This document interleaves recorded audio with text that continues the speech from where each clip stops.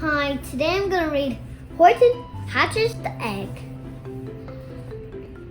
by Dr. Seuss.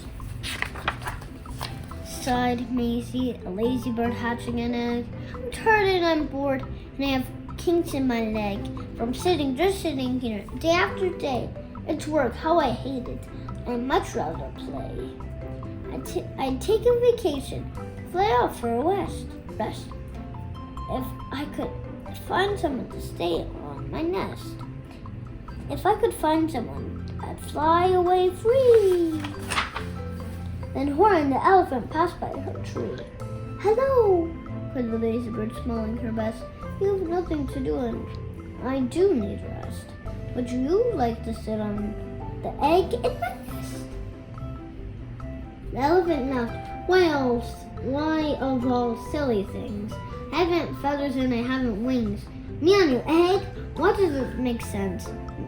Your egg is so small, ma'am, and I'm so immense. Tut tut, answered Maisie. I know you're not small, but I'm sure you can do it. No trouble at all. Just sit on it softly. You're gentle and kind. Come, be a fellow. I know you won't mind. I can't, said the elephant. Please, begged the bird. I won't be gone long, sir. I give you my word. I'll hurry right back. Well, I'll never be missed.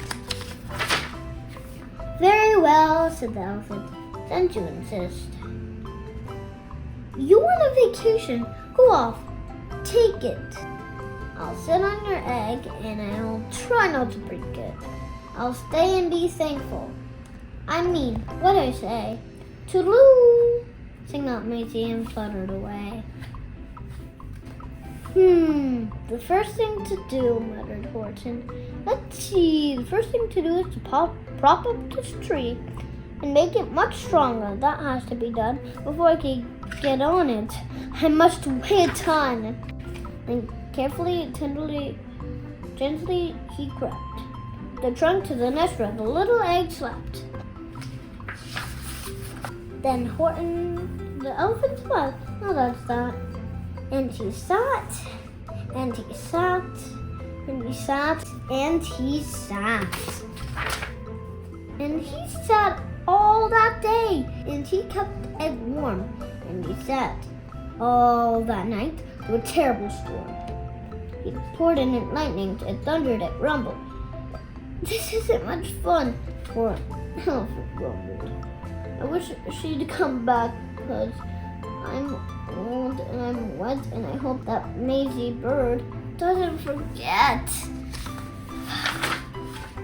But Maisie, by this time, was far beyond reach, enjoying the sunshine way off in Palm Beach, and having such fun, such a wonderful rest, deciding she'd never go back to her nest. So Horton kept sitting there day after day until it was autumn. The leaves blew away. And then came the winter, the snow and the sleet, and icicles hang from his trunk and his feet. But Horton kept sitting, and he said with his knees, I'll stand it, and I won't let it freeze. I mean what I say, and I say what I mean. Elephant's faithful, 100%. So poor Horton sat there the whole winter through. Then came the springtime with troubles anew. His friends gathered around and they shouted with glee, Look, Horton the elephant's up in a tree. They taunted, they teased him. They yelled, how absurd. Old Horton the elephant thinks he's a bird. They laughed and they laughed and they all ran away. And then poor Horton was lonely. He wanted to play, but sat on the egg and continued to say, I mean what I said, and I said what I meant. An elephant's faithful, 100%. No matter what happens, this egg must be tended. But poor Horton's troubles were far, far from ended. For a while, Horton sat there so faithful, so kind. 3 hunters came sneaking up softly behind. He heard the men's footsteps, turned with a start. 3 rifles were aiming right straight at his heart. Did he run? He did not. He stayed on that nest. He held his head high and he threw out his chest. Then he looked at the hunters, as much as to say, "Shoot if you must, but I won't run away. I meant what I said, and I said what I meant. An elephant's faithful, 100%. But the men didn't shoot. Mr. Horton surprised. They dropped their 3 guns and they stared with wide eyes. "Look," they said. "Can such a thing be? An elephant sitting on top of a tree. It's strange, it's amazing, it's wonderful, new. Don't shoot him, we'll catch him. That's what we'll do. Let's take him alive. Well, he's terribly funny. We'll send him back home to a circus for money." And the first thing they knew, they had built a big wagon with big ropes on the front for the pullers to drag on. They dug up his tree and they put it inside. Well, Thorin still said that he practically cried. "We're off!" the men shouted. And then they all went with Horton, unhappy 100%. Up, out, over the jungle, up into the sky, over the mountains, 10,000 feet high. Then down the mountain, and down to the sea went the cart with the elephant's egg nest and tree. He's like so scared that he'll fall down, so he will actually get hurt so bad. Like, look at his face, it's like a little scary. And then out of the wagon and onto a ship over the oceans, and oh, what a trip. Rolling and tossing, splashing with spray. And Horton said day after day after day, "I meant what I said, and I said what I meant. But oh, am I seasick. 100%. His eyes are closed like he's dead, but he's not. That's just his seasick eyes. After bobbing around for 2 weeks like a cork, they landed at last in the town of New York. All ashore, the men shouted, down with the lurch, and Horton, the elephant, still on his perch. They tied onto a board that could just scarcely hold him. Boom! Horton ended, and then the man sold him. Sold to a circus. Then week after week, they showed him to people at 10 cents a peek. They took him to Boston, to Kalamazoo, Chicago. We went in Washington too, to Decatur, Ohio, St. Paul, Minnesota, to Wichita, Kansas, to Drake, North Dakota. And everywhere thousands of folks flocked to see, and after the elephant up in a tree. Poor Horton grew sadder and farther he went, but he said, as he sat in the whole noisy tent,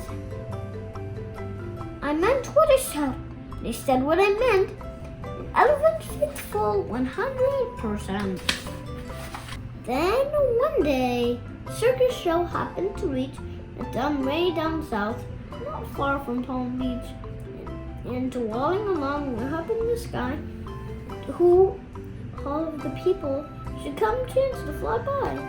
But then old good-for-nothing bird ran away Maisie.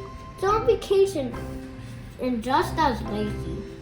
And spying the flags and tensions below, sing out, "What fun! Why, I'll go to the show."